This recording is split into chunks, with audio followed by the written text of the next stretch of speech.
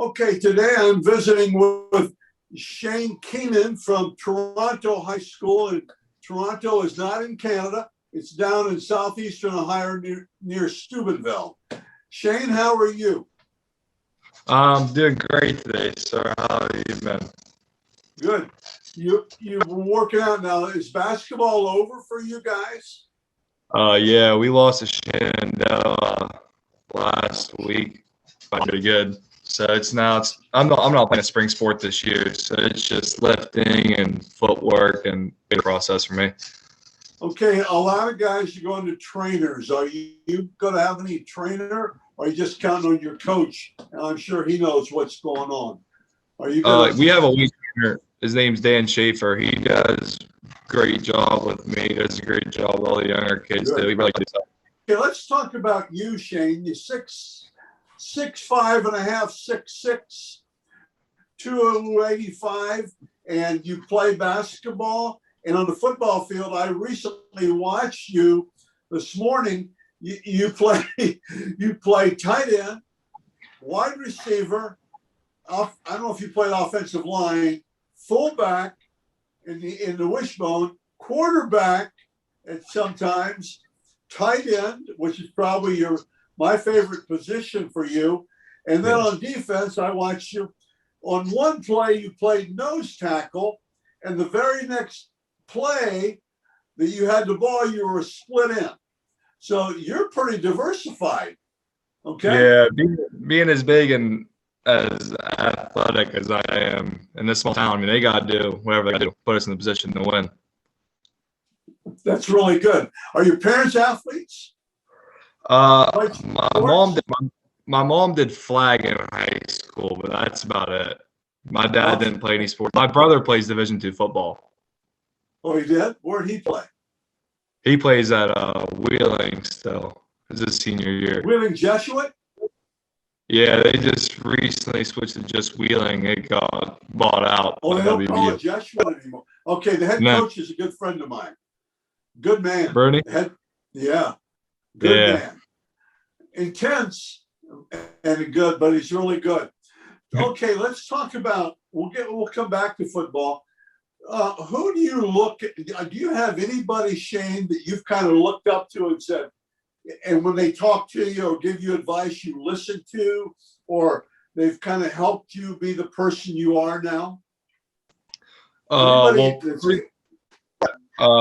my whole life I've kind of looked up to my brother because that big brother thing. His senior year, he lost his calf muscle, and he still managed to play Division II football. So pretty much anything he tells me about football, he can do to help me. I listen real well and try to do as much as I can. But my best motivator is probably my parents. They do everything in the world for me. I mean, they make sure I can do with expenses and sports and whatever. Like, they just help me as much as I need. That's good. So super. What about anybody or your brother athletically too then, right? He's been a big brother to you and pushed you some. That's good. In those lines, is there anybody, like, do you have a favorite athlete, the guy, football player, basketball player, or an athlete that you kind of just say, well, that cat's got the, he's got the moxie, he's got the juice. Anybody like that?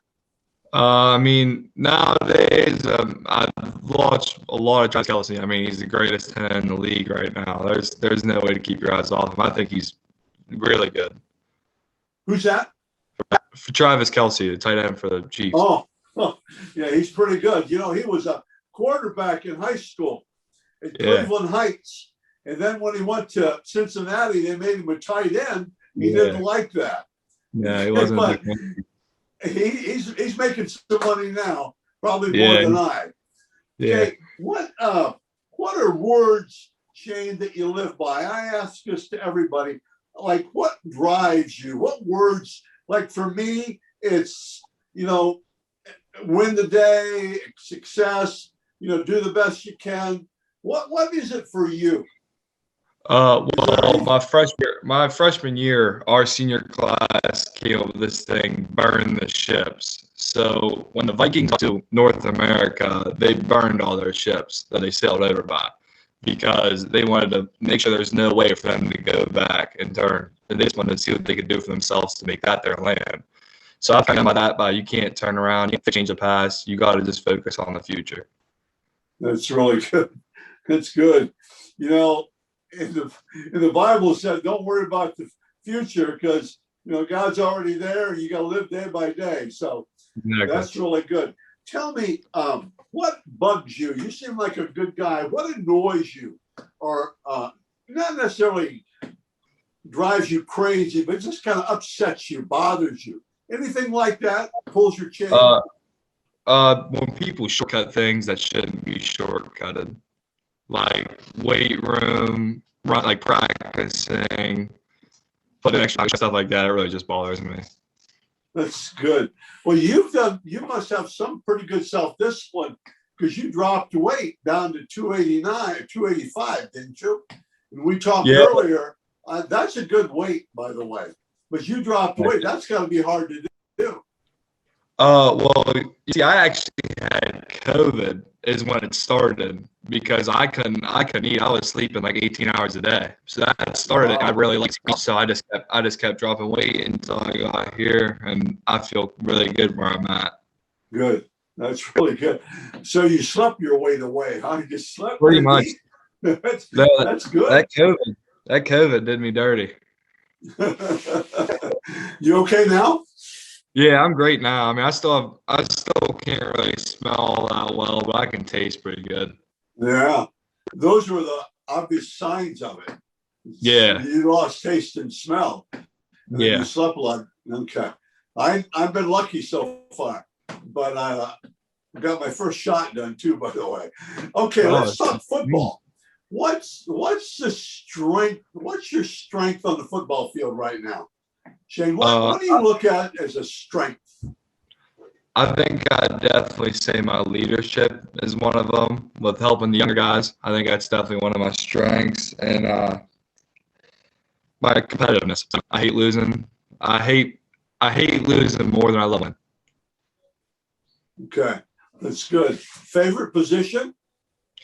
Tight end for sure, but I don't mind being a lineman. Well, if the recruiting guys are smart, they start you at tight end, work you there, and then see what happens. You could end up as a left tackle someplace. And if you're really good at left tackle, that's where a lot of the money.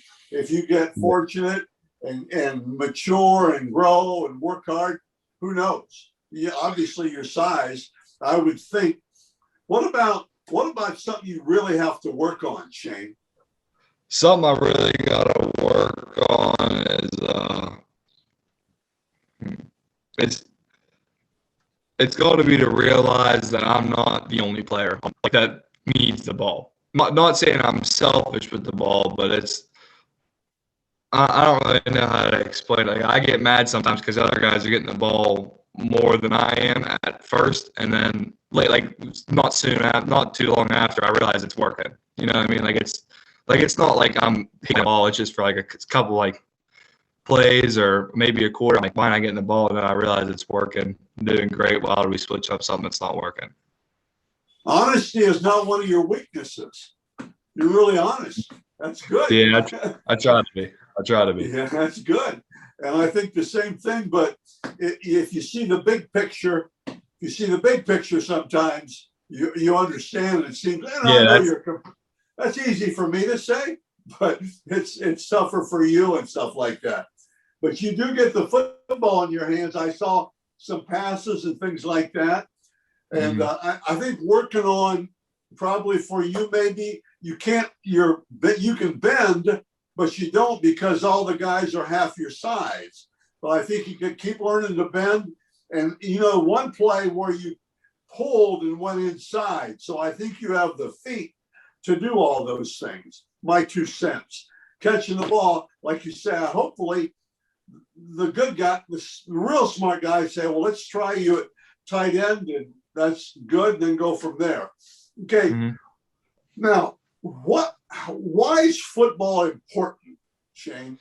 If you play basketball, you could probably throw the shot biscuits if you really, really worked at it and were driven to do it. but why is football important?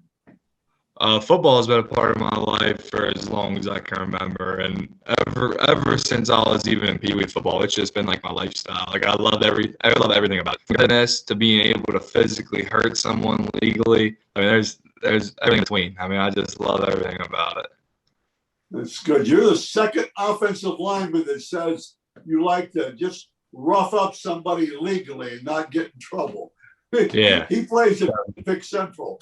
Okay, just a couple more things here. We'll now a couple hard questions for you. Mm-hmm. Who would you like to trade places with for one day?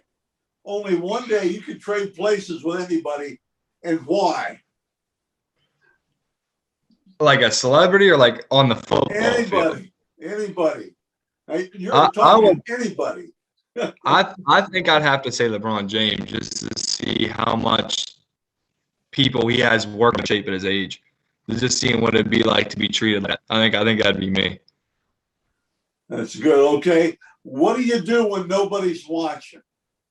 That's my next question. What do you do when nobody's really watching? You play sports.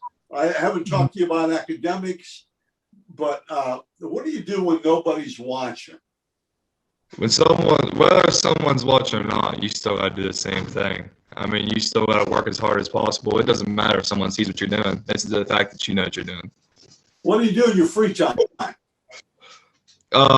Big lifting, speed ladder, and if I get done with all my sports and school, I can hang out with some friends.